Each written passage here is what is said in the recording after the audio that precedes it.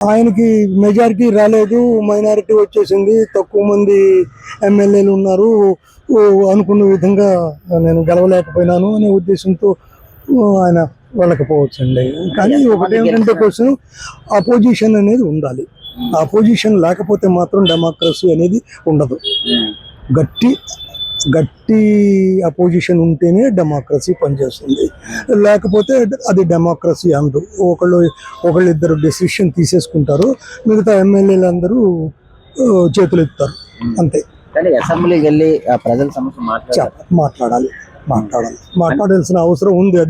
అది దాని యొక్క ఎఫెక్ట్ చివరికి రూలింగ్ పార్టీ వాళ్ళు ఒప్పుకుంటారా, కలిసి వస్తారా అనేది వేరే విషయం. కానీ మాట్లాడాల్సిన బాధ్యత మాత్రం అపోజిషన్ అంటే ఏంటంటే question to keep a check. వాళ్ళు ఏం చేస్తున్నారు దాన్ని జాగ్రత్తగా, సమావేశాల్లోనే ఈ గత 5 సంవత్సరాలు ఇతను ఏం చేశారో ఈ చర్చలు జరుగుతుంది, దానికి సమాధానం చెప్పలేక, లేదంటే డెవలప్మెంట్, అమరావతి ఇలాంటి చర్చల వల్ల సమాధానం చెప్పలేక జగన్మోహన్ రెడ్డి రావట్లేదని కొందరు అనుకుంటారు. దాని మీద నేను ఎటువంటి కామెంట్ చేయలేనండి. ఎందుకంటే నాకు రాజకీయాల గురించి కానీ దాని గురించి కానీ రిటైర్ అయిపోయి కూర్చున్నాం మేము, అందుకని దాని మీద పెద్ద అవగాహన లేదండి. ఇప్పుడు అసెంబ్లీకి వెళ్లకుండా జీతాలు తీసుకోవడం అనేది ఎంతవరకు? చాలా మంది తీసుకుంటున్నారు సార్. ఇప్పుడు ఏం మాట్లాడకుండానే 5 ఏళ్ళు గడిపిన వాళ్ళు కూడా ఉన్నారు కదా, ఎంపీలు ఉన్నారు, ఎమ్మెల్యేలు ఉన్నారు. దానికి మనం ఏం చేస్తాం సార్? జాతీయ జెండాను ఎంతో గౌరవిస్తాం, కానీ జగన్మోహన్ రెడ్డి గత 3 సంవత్సరాలు మన జాతీయ పథకాన్ని ఎగరించడానికి కూడా బయటికి రాలేదు. అసలు ఐడియా లేదు సార్, దాని మీద నేను మాట్లాడలేను. ఎందుకంటే ఆయన ఏం చేశారు ఏం చేయలేదు తెలియకుండా మాట్లాడటం అనేది తప్పు. నాకు ఎటువంటి ఐడియా లేదు. ప్రజెంట్ ఇప్పుడు ఎలా అనిపిస్తుంది సార్, గవర్నమెంట్ వచ్చిన తర్వాత, చంద్రబాబు నాయుడు గారు కూటమి ప్రభుత్వం వచ్చిన తర్వాత? డెవలప్మెంట్ ఉంది సార్, డెవలప్మెంట్ ఖచ్చితంగా చంద్రబాబు నాయుడు గారు వచ్చిన తర్వాత డెవలప్మెంట్ ఉంది. అది ఎటువంటి డెవలప్మెంట్ అనేది 4 ఏళ్ల తర్వాత 5 ఏళ్ల తర్వాత తెలుస్తుంది. డెవలప్మెంట్ అమరావతి డెవలప్ చేసేస్తున్నారు, ఇక్కడ విశాఖపట్నం అంటున్నారు, కాకినాడ అంటున్నారు. డెవలప్మెంట్ అనేది తప్పకుండా ఉంది. కానీ అదేమిటంటే క్వశ్చన్ మొదటి నుంచి కూడా చంద్రబాబు నాయుడు గారు హైదరాబాద్లో ఎలా డెవలప్మెంట్ చేశారో దాన్ని ఆ విధంగా ఇక్కడ కూడా చేస్తున్నారు. ఒక విధంగా చెప్పాలంటే డెవలప్మెంట్ ఉంది సార్, డెవలప్మెంట్ అన్ని చోట్ల డెవలప్మెంట్ ఉంది. ఒక మన ఆంధ్రప్రదేశే కాదు, మిగతా రాష్ట్రాల్లో కూడా డెవలప్మెంట్ ఉందండి, ఉంది.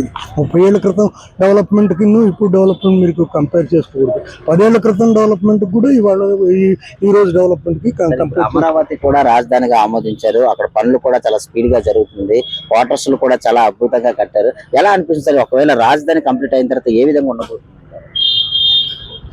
రాజధాని కంప్లీట్ అయిందా లేదా అని, రాజధాని ఒక్కటి కాదు సార్, రాజధాని అంటే బిల్డింగ్స్ కాదు సార్. రాజధాని అంటే దేశం అంటే మట్టి కాదు అని చెప్పి రాజధాని మీరు పెద్ద బిల్డింగ్లు కట్టినంత వల్ల దానివల్ల రాజధాని అవ్వదండి. వర్క్ సరిగ్గా జరిగితే అప్పుడు రాజధాని. చంద్రబాబు నాయుడు గారు విజన్ ఆయన చేస్తున్నారు, వాళ్ళ యొక్క మంత్రుల చేత చేయిస్తున్నారు కూడా. తప్పు చేసిన వ్యక్తి సమాజంలో రావడానికి మొట్టమొదటి దొరుకుతాడు.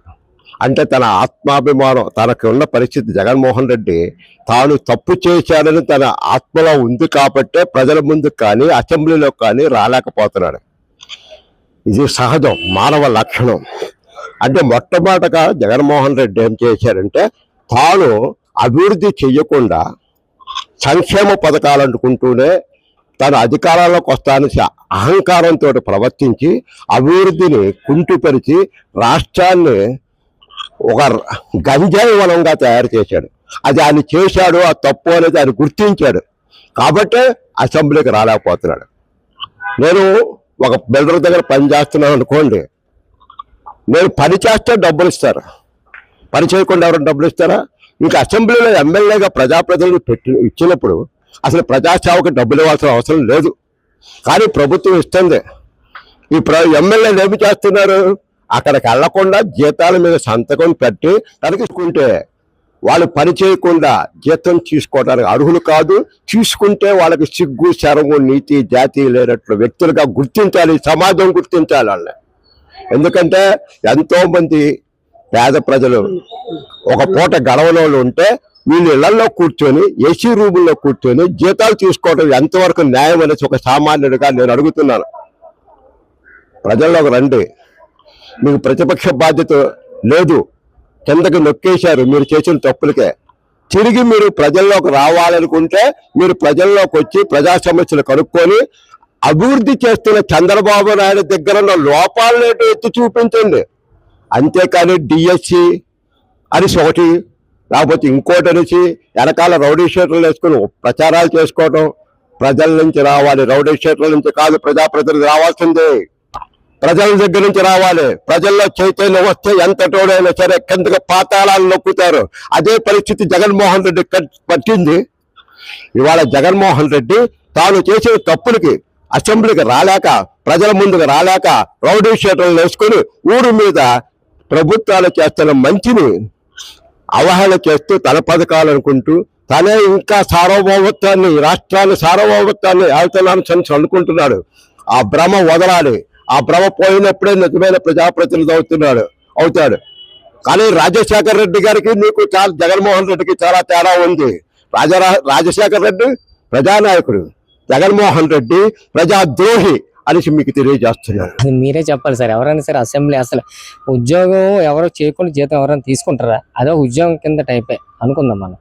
అది ఎక్కడికి వెళ్ళకుండా మాకు ఉద్యోగం జీతం ఇచ్చేస్తున్నారంటే అది ఎంతవరకు ఆయన తీసుకోవడమే కరెక్ట్ కాదు. ఫస్ట్ ఆయన ఏదో ఆల్రెడీ లాస్ట్ టైం సీఎం చేశారు, అన్ని చేశారు, ఆయన తెలుసు, అన్ని తెలిసి కూడా ఆయన కూడా అలా చేస్తున్నారంటే అది ఎంతవరకు కరెక్ట్ మీరు చెప్పాలి. అంటే అసెంబ్లీ సమావేశాల్లో ఈ మధ్య కుంభకోణం దీనికోసం చర్చలు జరిగి మాట్లాడలేని పరిస్థితి భయపడే వస్తుందని జగన్మోహన్ రెడ్డి అసెంబ్లీ సమావేశాలకు వెళ్ళట్లేదని ప్రజలు అనుకుంటున్నారు. కరెక్ట్? అది కరెక్టే. ఎందుకంటే ఏ విషయం అయినా సరే అసెంబ్లీలో మాట్లాడవచ్చు, పబ్లిక్ తెలుస్తుంది. ఇది పబ్లిక్ లో అడిగిన దానికి సమాధానం చెప్పాలి కదా. ఇప్పుడు మెగా డిఎస్ మీద బోల్డ్ దుష్ప్రచారం చేస్తున్నారు, అది ఎంతవరకు కరెక్ట్ అండి? అది లోకేష్ బాబు గారు ఆయన వచ్చిన తర్వాత ఫస్ట్ సంతకం మెగా డిఎస్ మీద జరిగింది.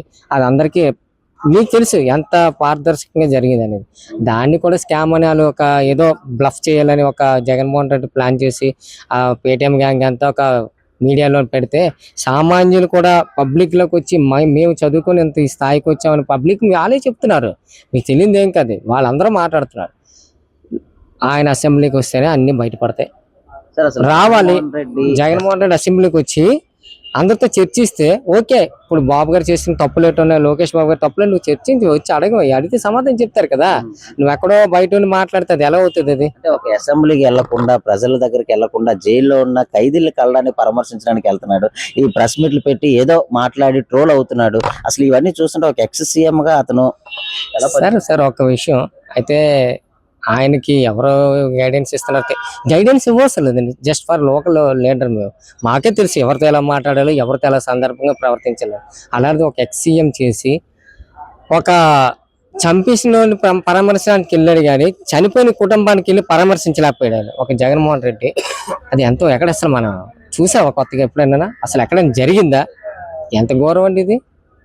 ఎక్కడైనా ఇది ఉందండి? ఇది అది మీరు కూడా పబ్లిక్ లో మీరు చెప్పాలండి. అది సార్ ఇప్పుడు జాతీయ జెండాను కూడా అతను గౌరవించట్లేదు. 3 సంవత్సరాల నుంచి మన జాతీయ జెండాను కూడా ఎగరవేయడానికి కూడా బయటికి రాలేదు. అసలు దేశభక్తి అనేది ఉందా అని ప్రజలు కూడా అది 100%. ఇప్పుడు లోకల్ లీడర్ గా మేము ఒక వార్డు అధ్యక్షుడు, వార్డు దీంట్లో కూడా ఒక 3 జెండాలు ఎగరేయడానికి ప్రజల్లోకి వెళ్ళి మన జాతీయ జెండా ఎగరేసేటప్పుడు మన స్వతంత్రం ఎలాగొచ్చింది ఏంటండి మనం ఒక 10 మంది చెప్తే పిల్లలు ఇన్స్పైర్ అయ్యి అమ్మో ఇదే తెలుసుకుంటారు. అలాంటిది ఒక నాయకుడు చెప్తే ఇంకా మన అందరికీ ఇన్స్పైర్ అవ్వాలి. అలాంటిది ఆయన ఆ టైంలో కూడా అంత బిజీగా ఉన్నారంటే ఆయన చాలా పెద్ద పెద్ద వ్యాపారాలు చేస్తాడు.